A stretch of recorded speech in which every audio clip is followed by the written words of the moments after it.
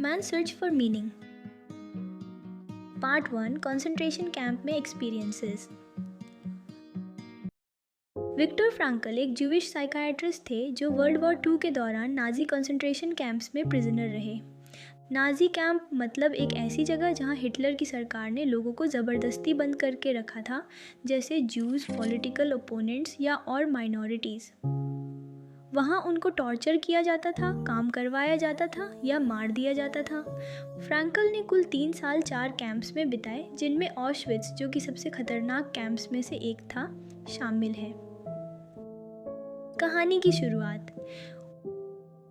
1942 में फ्रैंकल और उनके फैमिली मेंबर्स को अरेस्ट किया गया। उनकी प्रेग्नेंट वाइफ, पेरेंट्स और भाई सभी को कंसंट्रेशन कैंप्स में भेजा गया। फ्रैंकल के पास एक मैन्यूस्क्रिप्ट था जिसमें उन्होंने अपनी लाइफ का काम लिखा था, उसे भी छीन लिया गया। कैंप में जिंदगी। प्रिजनर्स को कैटल ट्रेन्स में भरकर कैंप्स में ले जाया गया। वहां पहुंचते ही गार्ड्स ने सिलेक्शन प्रोसेस शुरू किया। कौन जिएगा, कौन गैस चेंबर्स में जाएगा। ये सिलेक्शन सिर्फ फिजिकल अपीयरेंस के बेसिस पर होती थी। हम लाइन में खड़े थे। एक एसएस ऑफिसर ने हमें राइट या लेफ्ट भेजा। लेफ्ट का मतलब था तुरंत मौत गैस चैम्बर्स में। राइट का मतलब था फोर्स्ड लेबर कैंप्स में काम करना। कैंप में एंट्री करते ही प्रिजनर्स से सब कुछ छीन लिया गया। क्लोथ्स और पोजेशंस। बाल काटे गए। नामों की जगह सिर्फ नंबर्स दिए गए। परिवार से अलग कर दिया गया। डेली रूटीन की भयानक रियलिटी। कैंप लाइफ बेहद ब्रूटल थी। सुबह 3 बजे उठना, 12+ hours hard labour in freezing conditions, minimum food, एक पीस ब्रेड और पानी जैसी soup, brutal beatings for minor mistakes, disease, lice और इन्फेक्शंस आम थे। हर रोज़ डेथ्स होती थी। एक एवरेज प्रिजनर 3 से 4 महीने से ज़्यादा नहीं जीता था। डेथ इतनी कॉमन थी कि डेड बॉडीज़ के ऊपर से चलना नॉर्मल हो गया था। साइकोलॉजिकल स्टेजेस जो फ्रैंकल ने ऑब्जर्व किए। Stage 1, initial shock. कैंप में पहुंचते ही प्रिजनर्स को रियलिटी एक्सेप्ट करना मुश्किल लगता था। उन्हें लगता था ये टेम्परेरी है या गलती से हुआ है। फ्रैंकल खुद भी सोचते थे कि उन्हें स्पेशल ट्रीटमेंट मिलेगा क्योंकि वो डॉक्टर थे। हमने खुद को कन्विंस किया कि यह सब जल्दी खत्म हो जाएगा, लेकिन रियलिटी बहुत अलग थी। Stage 2, apathy and emotional death. कुछ हफ्तों बाद प्रिजनर्स इमोशनली नम हो जाते थे। ये एक डिफेंस मैकेनिज्म था, फीलिंग्स को स्विच ऑफ करना। हम इतने नम हो गए थे कि डेड बॉडीज देखकर भी कोई रिएक्शन नहीं होता था। इमोशन दिखाना लग्जरी बन गया था जिसे हम अफोर्ड नहीं कर सकते थे। स्टेज 3, अडेप्टेशन या डेथ। इस स्टेज में प्रिजनर्स या तो कैंप की रियलिटी को एक्सेप्ट कर लेते थे और अडेप्ट करते थे, या फिर मेंटली हार मान लेते थे।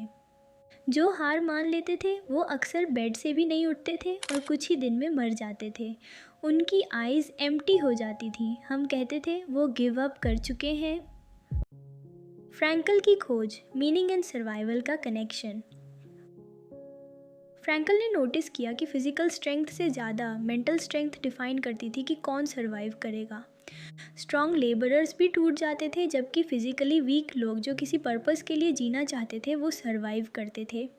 फ्रैंकल खुद भी ऑलमोस्ट हार मान चुके थे, लेकिन फिर उन्होंने रियलाइज़ किया कि उन्हें अपनी साइकियाट्रिक रिसर्च को कंप्लीट करना है और अपनी वाइफ से दोबारा मिलना है। इन गोल्स ने उन्हें मीनिंग दिया। The last human freedom. Frankl का सबसे पावरफुल डिस्कवरी ये था, चाहे कितनी भी बुरी सिचुएशन हो, इंसान के पास अपने रिएक्शन चूज करने की फ्रीडम हमेशा रहती है। नाजी गार्ड्स हमारी बॉडीज कंट्रोल कर सकते थे, हमारी कंडीशंस कंट्रोल कर सकते थे, लेकिन हमारा रिस्पॉन्स चूज करना, ये हमारी लास्ट ह्यूमन फ्रीडम थी। हर दिन हमें चूज करना था, हम अपनी डिग्निटी मेंटेन करेंगे या नहीं। Examples of dignity. फ्रैंकल ने डिस्क्राइब किया कि कैसे कुछ प्रिजनर्स ने एक्सट्रीम कंडीशंस में भी अपनी ह्यूमैनिटी मेंटेन की। अपना लास्ट पीस ऑफ ब्रेड किसी ज़्यादा भूखे प्रिजनर को देना, डाइंग प्रिजनर्स को कंफर्ट देना, सिंपल एक्ट्स ऑफ काइंडनेस जो लाइफ सेविंग हो सकते थे। मैंने देखा कि ह्यूमैनिटी को टोटली क्रश नहीं किया जा सकता। कुछ प्रिजनर्स ने चूज किया कि वो अपने प्रिंसिपल्स पर कायम रहेंगे, चाहे उसका रिजल्ट डेथ ही क्यों ना हो। लव की पावर। कैंप में भी फ्रैंकल ने रियलाइज किया कि लव सबसे पावरफुल मोटिवेटिंग फोर्स है। मैं अक्सर अपनी वाइफ को इमेजिन करता था, उसका फेस, उसकी स्माइल, ये मेरे लिए स्ट्रेंथ का सोर्स था। उस मोमेंट में मैंने रियलाइज किया कि लव ही अल्टीमेट मीनिंग है।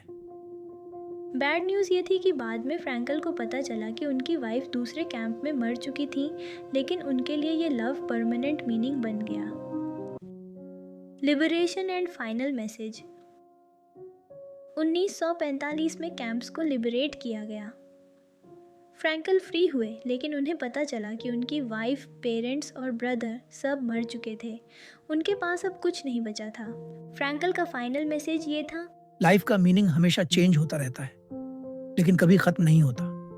हर सिचुएशन में, चाहे कितनी भी बुरी हो, मीनिंग फाइंड किया जा सकता है। सफरिंग का मीनिंग ढूंढना ही ह्यूमन है। पार्ट 1 का निष्कर्ष। फ्रैंकल के एक्सपीरियंसेस हमें दिखाते हैं कि एक्सट्रीम सफरिंग के बीच भी इंसान का स्पिरिट टूट नहीं सकता अगर उसने लाइफ में कोई मीनिंग फाइंड कर लिया है। उन्होंने प्रूव किया कि जिसके पास वाई है जीने का, वो ऑलमोस्ट हर हाउ सर्वाइव कर सकता है।